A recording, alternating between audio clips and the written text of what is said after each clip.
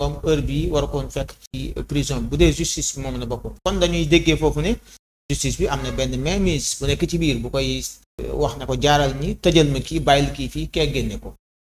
xam nga wax bu jibee da ngay xool kaka wax ak fu mu jóge d'abord kooku ku far la muy avocat Farba Ngom la wax kon noonu lay mën a waxe bu avocat keneen doon wax neneen lay waxe mais quelle est la réalité des faits dans tout ça Farba Ngom dañ koy toppee blanchiment dañ koy toppee ay mbir yu nga xam ni mbir yu diis la man xawma fan la mën a basé wu ni dafay génn waroon na génn ndax blanchiment boo ko defee je crois que lépp li nga am ci alal dañ ko war a sele parce que xamuñu ndax yow lii ñu lay toppee loolu moo jur lële looloo tax dañuy sele sa alal boo indeet du ñu ko mën a considérer loolu c'est extrêmement important ñu xam que donc aujourd'hui ñoom waxu ku far la ñuy wax waxu avocat la ñuy wax bu ñu waxee tribunal dañuy faralaate seen client rek la ñuy faral du ñu xool dëgg loolu nag bon c'est une manière de procéder donc dama leen di nangul yooyu ñuy wax waaye ñun la réalité des faits mooy lan mooy que Farba Ngom justice moo ko téye ñoom Jara ak ñoom Ablaye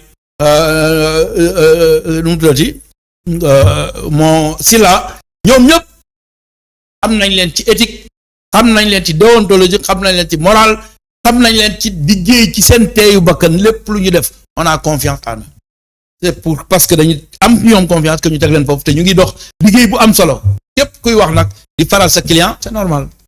mais jàppoon ni ci seen kàddu xañuñu ko ay àqam parce que dugal na caution ñu bañ ko. déggoo li ma la wax léegi caution dañu koy bañ lan laay lay toppee blanchiment. association de malfaiteurs. ak blanchiment. association bi du dara. mais blanchiment boo ko xasee ba def sa alal dootul valable pour nga indi que ñu mën ko cautionner. ok loolu mooy problème bi. parce que dañuy jàpp ni yow est-ce que alal ji nga indi. du lii moo ko jur. est-ce que du seetal bi moo indi loolu affaire bu profond la bu nga xam ni xel daf koy mën a nangu. donc loolu ñuy wax waxu faralaate la mais amul benn yoon bu ñu xañ Farba Ngom akam ak yelleefam ji Farba Ngom convoqué na sax mu ñëw ñu bàyyi ko mu dellu këram.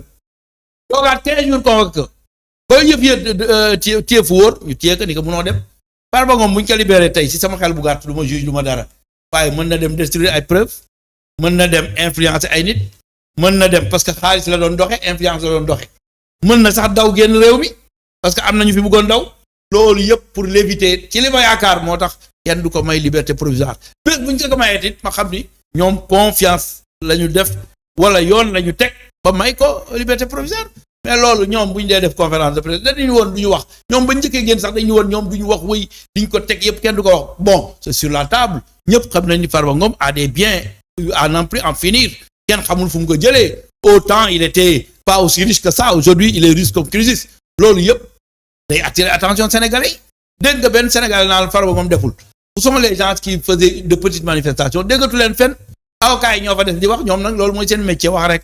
mais mbaali daloon nguur gee passé ci Karim Wade du leen dal ci kalaasu Farba Ngom gi jàpp Karim ne ko toogal ñu saytu sa alal ji fan nga ko jëlee wala boog laaj ko ne ko yow lii nga yor fan nga ko jëlee loolu jàpp leen ni erreur boobu mën na leen a dal yéen. mais nguuru Macky Sall ak nguuru Bassirou Diomaye Faye yamul. nguuru Macky Sall dafa am ñu bari daf leen bàyyi képp ku transhumé ñëw mu bàyyi la ñun ñi nekk suñu biir bu ñu defee dara dañ leen di jàpp donc demul bay yem c'est pas la même chose il faut comparer ce qui est comparable.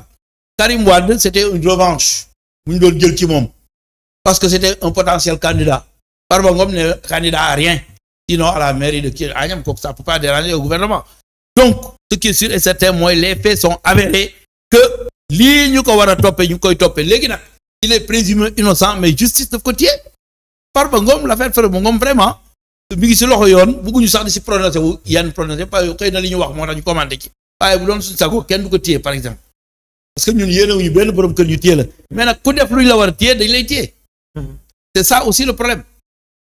ñu ñëw ci dialogue bi président Macky Sall moom ak i gaayam mën nañu wax ne sax moom ci boppam moo boycotté mën nañ ko tuddee noonu puisque déglu nañ ci Alioune Tine mu ne Pape Malick Ndour moo fa new woo président jox ko mu ne ko am naa yéen participer ci dialogue bi ñuy woote ñu demaat ba ci yàgg ñoom ñu def point de presse ne bokkuñu li ko waral bokk na ci Amadou Sall mi ñu jàpp ne dañ koo singili bëgg ko indiwaat fii ci Sénégal juge ko moo tax bàyyi bi ne nag léegi comme sama doom da cee dugg man kon tooguma ci ay dialogue nooy jàngatee loolu aussi. xanaa moom bu doon toog si dialogue bu jógee Sénégal dañ koy jàpp moom li tegu ci ndoddam dafa bari. déjà benn ngi noonu buy tax nag xëy na. non dama lay wax ñu jàpp ne du ñëw. c'est-à-dire au fond man ci sama xel bu gàtt. dama yaakaar ne dialogue bi c'est pas opportun. man ci sama xel bu gàtt. dialogue bi lan la woon. dialogue bi mooy Macky Sall moo fi nekkoon di noot benn opposition. léegi pour montrer aux yeux de l'opinion internationale que c'est un démocrate mu instauré dialogue. naxaate la woon. du dëgg. Bassirou Diomaye Diakhar Faye ñëw. ci lii lu baax la naa ko continuer. mais kan moo fi force principale. Amadou Ba.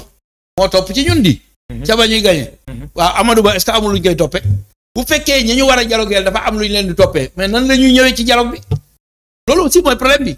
le vrai dialogue qui s'est passé c'est le dialogue qui s'est passé entre les syndicats et tous les secteurs d'activité journalistique yëpp ñëpp ñu toog bu ko defee ñu teg xëy na aussi dialogue bi on dit politique mais quand on dit politique aussi peut-être que toutes les opinions vont venir etc. mais s'il s'agit principalement de l'APR on n'a pas à dialoguer avec lui. dama la koy wax way nan ngay dialoguer koo xam ni principal leader yëpp am na lu ñu teg ci kenn tey fii sous-sol bi ma nekk ñoo ma ko def ba pare doon génne ay 4x4 di dóor nit ñi ay mbolde ba pare aussi doon accuser ay magistrats de la cour constitutionnelle loolu yëpp lan lay nekk ba pare ñooñu ñëw ni dañuy toog man damay def rek yow imagine toi Macky Sall dina ñëw toog mu ni day dialogue quand même waxante dëgg. mais am na lu mu xam ci réew mi c'est un citoyen. mais dafa am lu ñu koy toppee ba mu daw dafa daw. mais loolu est-ce que bokk na ak li réew mi soxla ci ñoom ñu ne nañ toog waxtaanee ko. non ñoo yem. warta mën a bokk c'est-à-dire aujourd'hui dialogue politique bi. lañ ci war a xam nañ ko mooy lan. fichier bi xam nañ la fa nekk. ñun dañ ko doon revendiquer. du dëgg.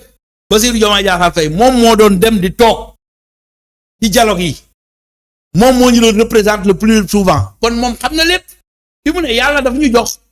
pouvoir bu nga xam ne xam nañu lépp lu ñu war a joyanti ci jox ak yelleef opposition bi nga xam ni moom lañu doon noot kon ñun war nañ ko mën a def donc loolu xëy na la woote pour joyanti mais dama ni ñii c'est parfaitement normal te ñu ni du ñu ñëw fu ñuy toog.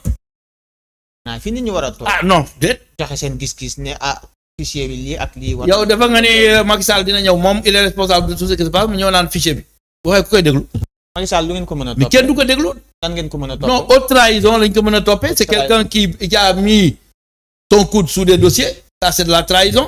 nga yaakaar ni man war naa jiite nekk borom kër may xaaj ak seen yow ak kële bu ma ko defee rek maa ngi trahir sama serment ndax man dama gouverner ni ñëpp laa yemale premièrement deuxièmement y a combien de plaintes à la CPI bu nga xam ne affaire Macky Sall la loolu laa lay wax c'est-à-dire au fond est-ce que bëgguñ ñu ko woon raccantal sax mu jaar ci fiir yi rek ñu xëcc mu daanu mën na xalaat loolu parce que li ñu leen di toppee ñoom dañu bare ana Mame Mbaye Niang du ñëw si dialogue bi c'était pas un responsable alors loolu mooy problème bi je dis que pour man bu doon man la xëy na dialogue bi damay xaar année prochaine wala 2 ans après nga xam ni réew mi dina nekkaat ci beneen level ma soogaa mën a dialogue mais fii actuellement le climat est au règlement de compte c'est-à-dire au fond reddition des comptes à la réduction des comptes réduction des comptes boobu mënul ànd ak dialogue loolu aussi mooy problème c'est ma position personnelle mais je comprends que le président puisse quand même perpétrer n'est-ce pas une tradition de dialogue man bi Alioune Tine njëkkee dégg naan dañu bëgg dialogue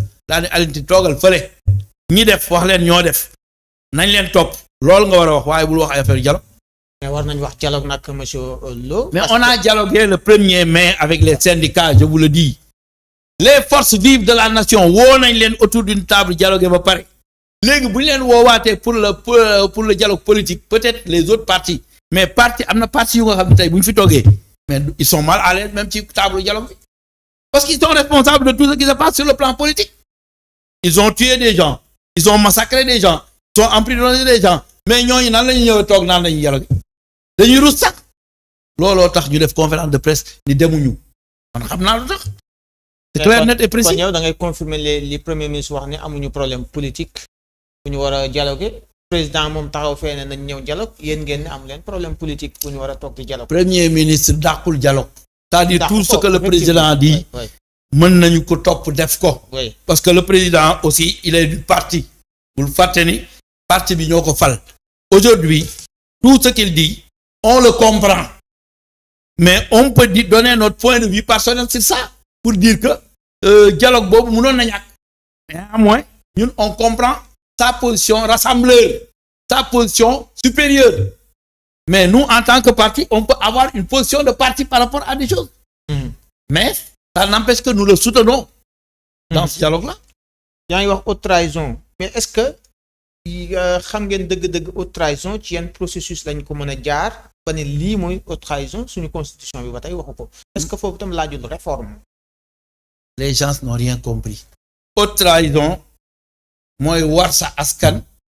te yow nga nekk ci haute fonction mooy fonction boo xam ni kenn du la mën a woo maanaam ministre maanaam président de la république nga xam ni yow tu occupes une haute fonction fonction bi mooy yëg moo tax boo trahison bi dañ koy tudde haute trahison loolu rek la léegi nag bu ñu ko waxee ci français ku nekk naan luy haute trahison mooy war sa askan ca la ñu la dégg ko mën la benn affaire bu ndaw haute trahison la mooy nga jël ay dossier teg ci sa coñ ci dossier yeneen yi nga libéré dans la justice 2 poids 2 mesures haute trahison la parce que falu ñu la woon pour loolu da nga war ñi la fal loolu mooy haute trahison et moi je confirme que véritablement il a fait plusieurs actes qu'on peut taxer de haute trahison et la haute cour de justice est déjà en place donc nañu suivons bu ñu demee ba ci kanam dinañu xam ndax am na ay actes yu ñu koy toppee pour en tout cas il y a plusieurs plaintes qui sont à la CPI.